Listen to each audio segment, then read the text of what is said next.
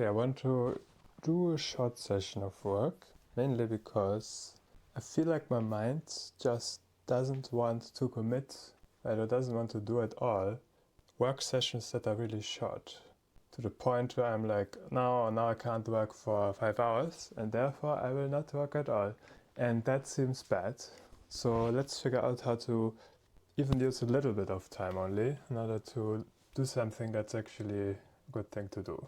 So step one is we want to sort of, because there's only 30 minutes right now, we want to figure out what is a thing that actually makes sense. Yeah, so I guess it seems quite likely that activities can be should be some activities that can be done in a short amount of time. Oh, and they might actually be sort of supplementary. Oh, okay, that makes a lot of sense, I think. So we don't probably need any of this. Come up with a topic where we can make progress in a short amount of time, like 30 minutes. Potentially some auxiliary activities might be especially useful that I wouldn't do during a session of work, usually. Okay, what would be a bunch of examples for this kind of thing? So like editing text when it's already written and just sort of polishing it up. That's the thing. I think that you could like work on in 30 minutes. Potential activities. Edit text.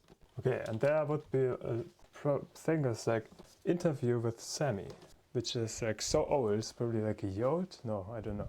It's really old and still not published, and I mean, it's not gonna get published if I just keep not editing it. And now, in 30 minutes, I feel like, could I do it in 30 minutes productively?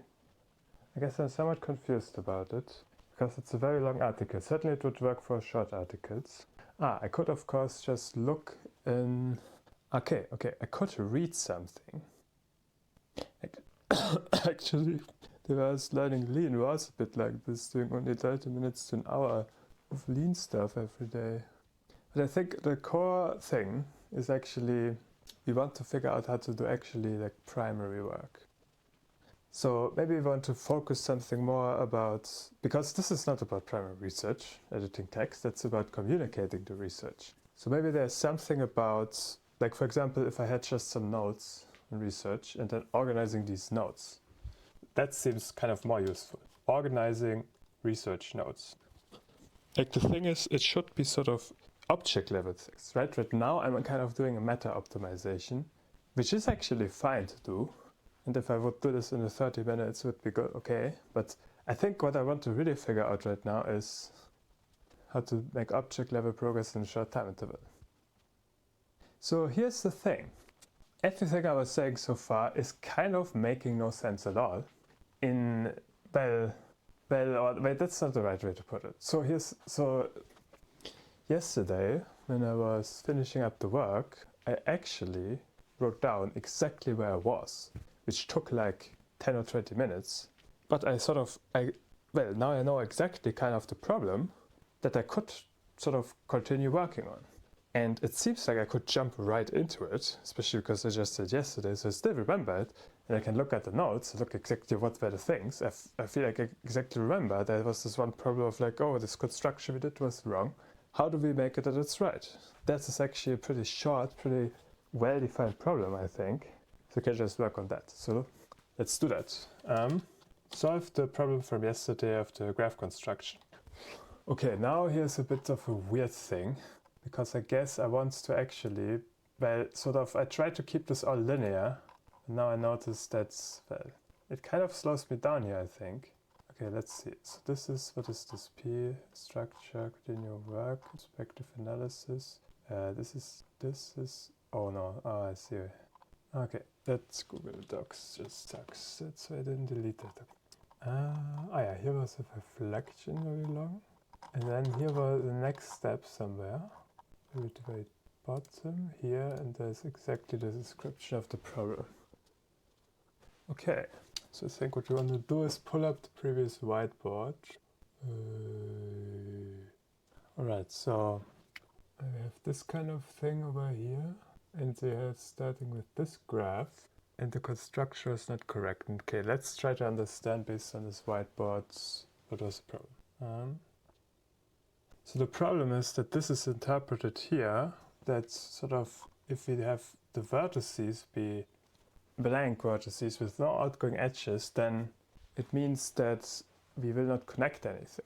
And that would mean that over here we don't actually match this because there are these three edges that go backwards, which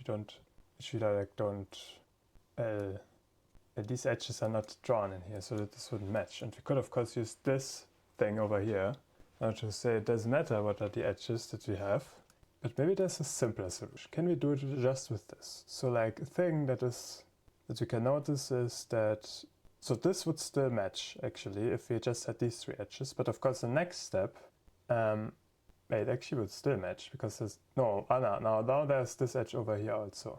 Okay, and therefore we would not match. Because here there are two outgoing edges like this and this. And there we say we have 0. So, and so if we say 1, it also doesn't work. So we would say, let's say we have one edge, you could say. And well, there is another thing which we haven't talked about at all so far, which is that what if these red edges, like what if they already exist?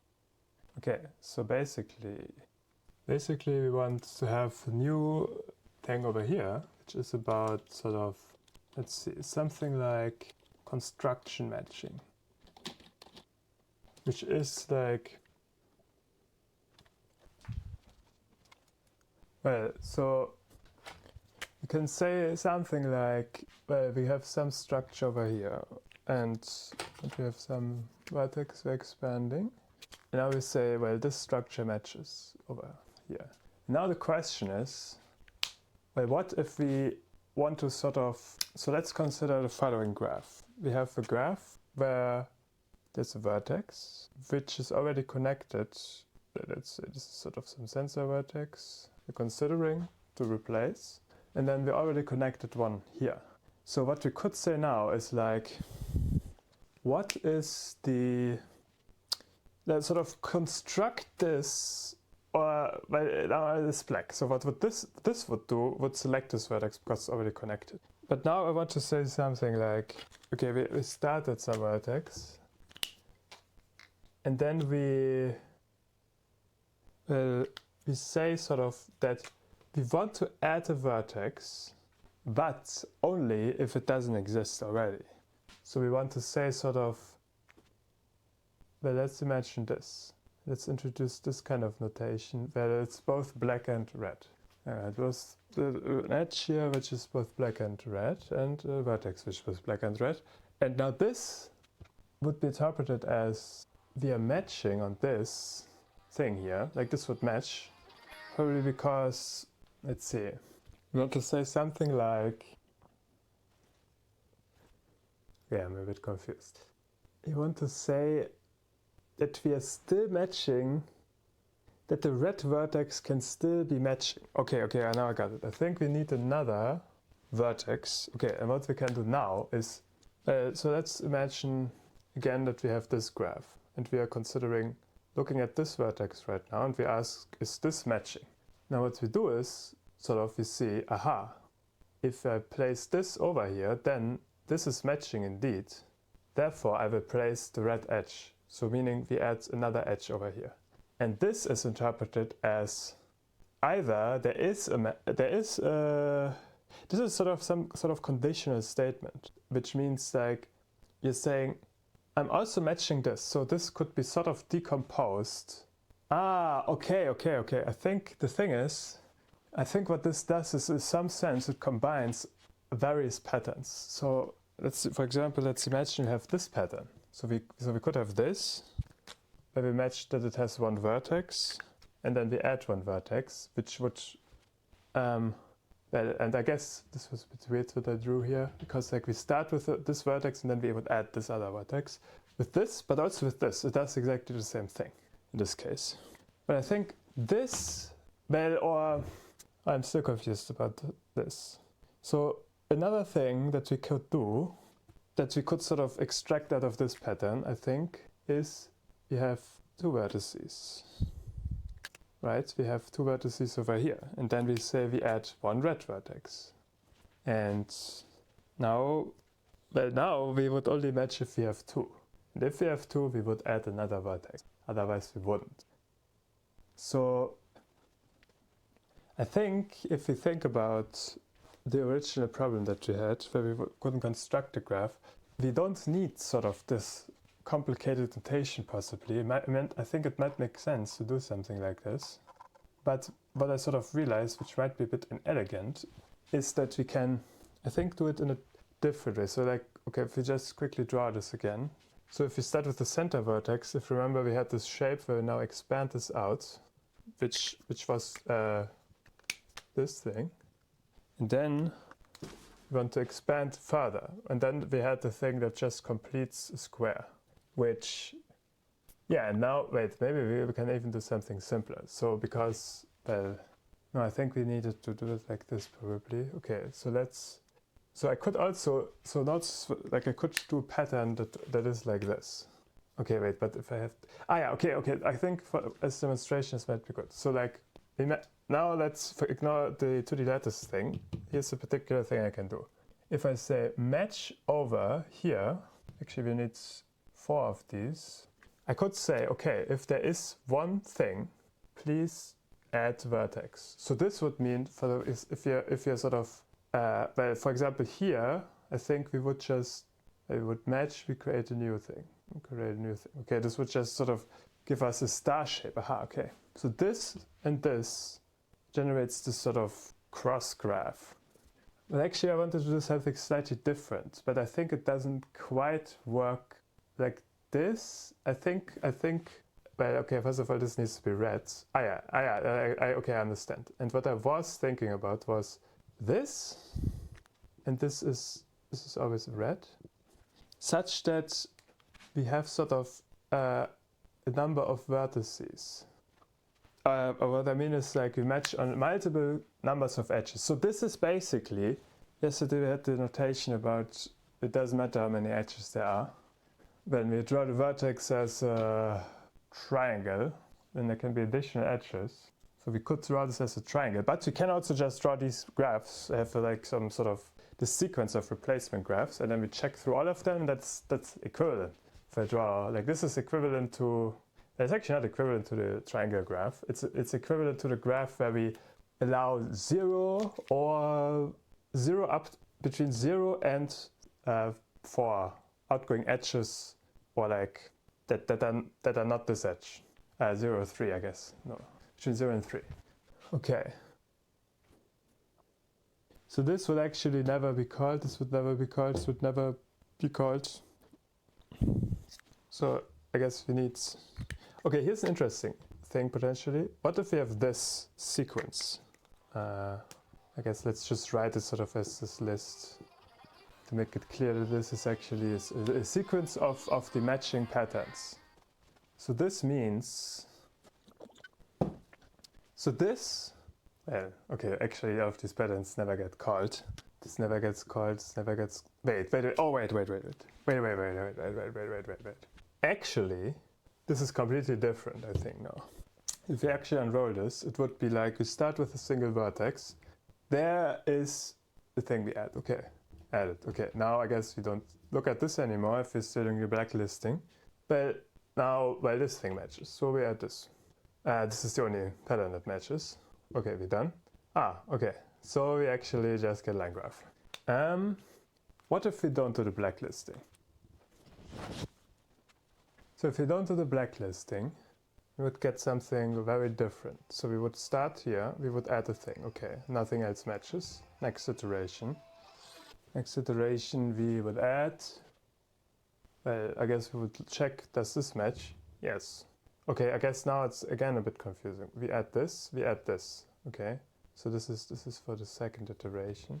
But now how do we even actually compare this? This is another free variable right now, sort of, free variable.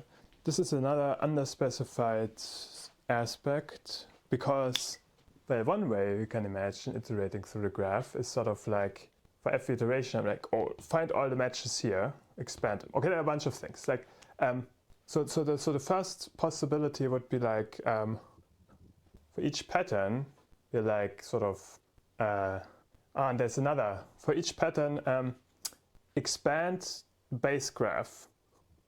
Expand sort of G and get sort of the diffs. Okay, wait, I need to write this down because this is too unclear for me to write down the math right now. Okay, wait, I need to some sort of temporary thing. There are a bunch of different ways in which we can iterate through the patterns. Okay, so like specifically sort of imagine you're given a list of graph patterns. And now the question is how we iterate through these. Sort of like, we could call each of the patterns on the unmodified base graph, accumulating all the changes of the patterns, and only after having computed all the changes, apply them. Alternatively, we could, each time that we find a match, immediately modify the graph and then do the next matching with this new modified graph. In this version, we would only stop once we can no longer expand a particular pattern. Note that for both of these procedures, we can perform the procedure either for every iteration or for every pattern. An iteration is when we have looped through the sequence of patterns and applied all of them. So either we could, with the base graph, compute all the modifications for the first pattern without applying them, and then applying them before moving on to the next pattern. Or we could, each time we match the current pattern, immediately modify the graph. My current intuition is that it might make reasoning about the system easier when, for every iteration, we compute all of the modifications without mutating the graph and only afterwards apply them. Why do I think this? Okay, so now I have a different meeting. I think this was pretty productive. I think I did understand how confused I am still, and that there are these very clear things that are still underspecified, like what is this pattern? Or like how, in what ordering do we expand things, and when do we do the blacklisting and stuff? Yes. Okay, I guess signing off from this session. Probably I will just continue to work on this in my other meeting.